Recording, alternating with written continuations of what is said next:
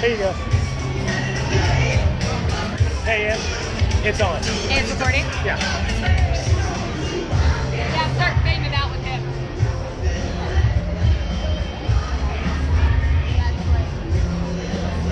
Oh, thank God. Oh, yeah. Thank you. We have a treat for you. Oh, yeah. You're going to want to gather around for this here, guys. We're about to do Super Bowl 50 Chalk Talk.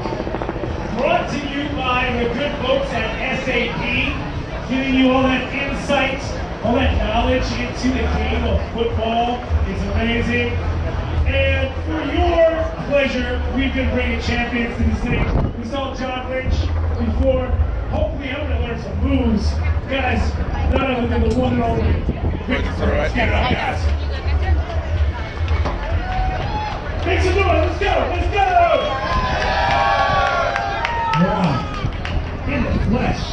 I never thought this is great, man. I'm doing great. How are you, sir? Doing very well, thank you. Now, you know, we're gonna be talking about SAP and what they've brought to the game. We're going to be talking about the matchup. I mean, SAP, you know, they really get involved, help the fans get a better understanding of the game and all the stats. Like, number one, first of all, thank you for being here. It's great to be in the presence of a champion. My brother right now, when he found out I was going to be talking to you, we had to sit him down. He's too big to be getting that excited. Okay.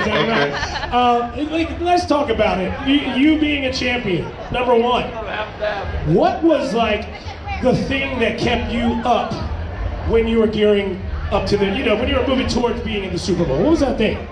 Just the anticipation, understanding that you're playing for all the marbles. This is for everything. This is for what you dreamed of as a kid. You know, when you run around your living room throwing up the fake confetti and throwing up and you know, going under it. I mean, that's what you dream of. So to be able to have the opportunity to play in one, I mean, that drive and that energy alone is what drove me to be successful. Now, I mean, you've played and you've been in football for a long time. You've had an illustrious career. You know, you college. I mean, tell me about what separated the Super Bowl from all the other championships or anything that you've ever played, big games. What is it that was just like made it, you know, different level? It's different when you're warming up and you see the Super Bowl logos everywhere, and then you look across the sideline and you see guys like Michael Irvin, you see Troy Aikman, you see Steve Young, you see Lawrence Taylor, and you see all these greats that have played in this level, played on this stage, and you just want to make them proud. You want to make sure you go out and leave your mark and put your stamp down on what you want to leave to the game, and that's when you knew it was different. I spent the whole pregame doing one of these, just like looking up, looking around, just soaking it in, man, because you don't know, you know, there's guys that play this game 15 years and don't make it to one, so it's a big deal. You want to soak in the moment. Now, when you had the nerves or when it was time, what is it that brought you back down to earth and grounded you so you could go in there and come out with the ring? What was it? It just reminded myself that it's still football. It's still just another game. It's just those idle moments and those TV timeouts when you look up and go, oh snap, this is the Super Bowl. Right. And that 30-minute halftime is a reminder too. So it's just those little moments that remind you of what the game means and how special it is. But other than that, you gotta just keep telling yourself, it's just another game. Yeah. Now let's talk about this season. We're going to talk about matching up these two teams, right? So, passing, let's talk about passing yards. I mean, the Broncos, 3,970, and then the Panthers, 3,589. Do you think the passing game is going to be what takes it to the, you know, takes it to the hill? What do you think is going to be the factor? I think it's I think if they can move the ball, if either team can move the ball through the air, it would be it'd be interesting. Both defenses, both secondaries are extremely good, and they know how to get to the quarterback and disrupt and make them tackle defensively. So it'll be interesting to see the matchups, passing wise, how it goes. But I think the rushing is going to be, you know, whoever has the most rushing yards is going to be able to win this game. Well, speaking of rushing touchdowns, anyway, He's got the stats. You know what? SAP has the stats, brother. I'm going to be honest with you. Math not my strong suit. SAP, they got it on lock. They got our backs. As far as the rushing touchdowns, Panthers 19, Broncos 13. Let's talk about that. I mean, do you think, is there something else that you think is like something that's going to separate the two because they are like that? I mean, they're pretty close rushing wise. They both run the ball very well between Cam and Jonathan Stewart and the stable of running backs that they have. And then obviously Peyton and his running backs do a good job of running the football, running behind those big offensive linemen. So it's going to be interesting, man. It's hard because you know that stat is so close. It's hard to see which one is going to prevail. But I guess that's why we're here. That's why we watch the game, right? You guys excited for the game today? Now let me, you know, you're a master at what you do, and you know, it's people just love you. You're real. You just got great energy. You know, whether it's on TV, just doing something else, but especially on the field, man. You're dope with what you do, brother. What is that? Just on your shoulder. Get that off there real quick. But for real, like, if you were in the locker room, you know, say you had a little bit of time for each team. What would you say on how to prepare for the game? I mean, it's against the secondary. I mean, like, what would you say to the receivers? This is how you're going to get it in. I think it comes down to the diligence. It comes down to being focused. Your route running has to be crisp. You have to be where your quarterback thinks you're going to be. You have to be on the same page. That's the only way you're going to be successful. That's the only way you're going to win this game. Is if you and your quarterback and your receivers are all on the same page, playing on the same accord, understanding what the defense is giving them, and being able to make those adjustments too. I think this game is going to come down to a lot of adjustments, a lot of brain games between Peyton and the defense, as well as Cam making his adjustments against what he sees out there in the defense. So it'll be interesting to see how it unfolds. Do you think that there is a wide receiver group that actually has a slight advantage? Man. I know maybe put you on the spot like that. That's what they need to do, right? On paper, when you look at it, Denver obviously has the core that's the superior.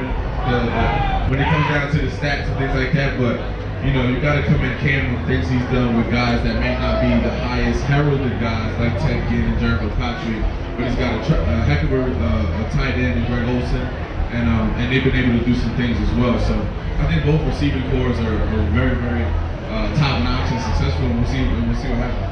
Now, since you've been in the league, right? I mean, this is the new age. It's not like, you know, you're not an old guy, but even in the amount of time that you've been in the league, what have you seen change in the league as far as, like, what's different from when you started to now? Oh man, I mean, well, I'm sorry, especially the realm of technology changing the league. Oh gosh, absolutely. I mean, there's so many things we do now, especially as a Giants organization within itself. We have all these tests and swabs and things they put in our pants but to understand how much we're sweating, how much we're, you know, our hydration level. We have so many things, so many tests that we do, our acceleration, how much we're outputting each and every practice, and whether we should scale back, whether we should have a day off. Which I'm not too mad at sometimes during training camp. But it's little things like that that could help prolong your career, add an extra year on the back end of your career, and really extend your career lifespan into another year or two. So I'm not mad at it, man. As long as we're continuing to progress and move forward in technology, the game can only get better. I like that. Any advice for anybody that's on any of those teams? What, today? Yeah. Just continue to be great, man. Do what got you here. I mean, you know, all year long you've been great. Peyton's team has been amazing, catching touchdowns, and Cam has been dabbing on everybody in sight. So just keep doing more of what you're doing, man. And I think only good things can come from that. I like Cam's moves, but you know everybody's gonna want to see some of your moves, right? You know that, right? That's not cute to me. Now, before you do go, SAP partnered up with a nonprofit called Gen Youth, okay? And I'm reading this because I want to make sure I get it right because it's really cool. It's a nonprofit, and they sponsored a competition, right, with like 200 students pitched ideas for improving well-being in their communities. I mean, it's a great thing, right? Absolutely. So we have the winner of the SAP Teen Innovator Award. Her name is Ciara Dubek. She's 13. She is from Philadelphia, so I know there's that rivalry. But I just wanted you to meet her. She really wanted to meet you too. What's up, Ciara? Congratulations again. And she also won. Make some noise for Ciara, please. Make some noise for her. It's really good to see the kids doing it. And you know something, Victor? It's actually an app that helps kids stay healthy. Recipe challenges, pedometer contests, and presidential fitness testing outcomes. I think it's great. She's helping out her community and other kids. At 13, I think I was mastering Mario Brothers and Vanilla wafers. That was my thing back then. And she also won a check for $10,000 and a trip for her family to come to the Super Bowl. Give it up for her. There's her mom right there. She's so proud. Trademark red hair, and she gets lost. We know where to take her. That's definite. So I gotta ask you, what's your prediction? Oh man, don't do that. Being that I'm from New York, let me preface this by saying I'm from New York, New Jersey.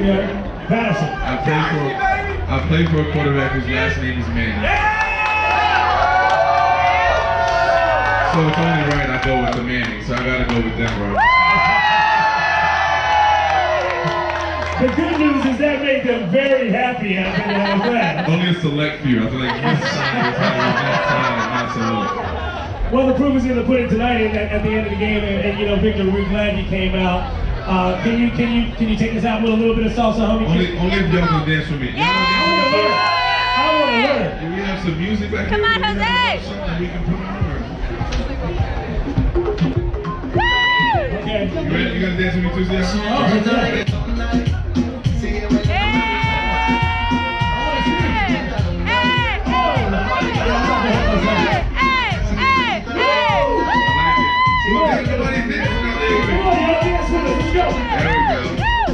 Thank y'all for having me, man. Hey, give it up for Victor Cruz, y'all. Give it up. And give it up for Sierra. Ciara, right? Ciara. There we go. Oh my goodness. Thanks again. Thank you so much. My yelling situation down there is horrible. I'm trying to help out. That was adorable.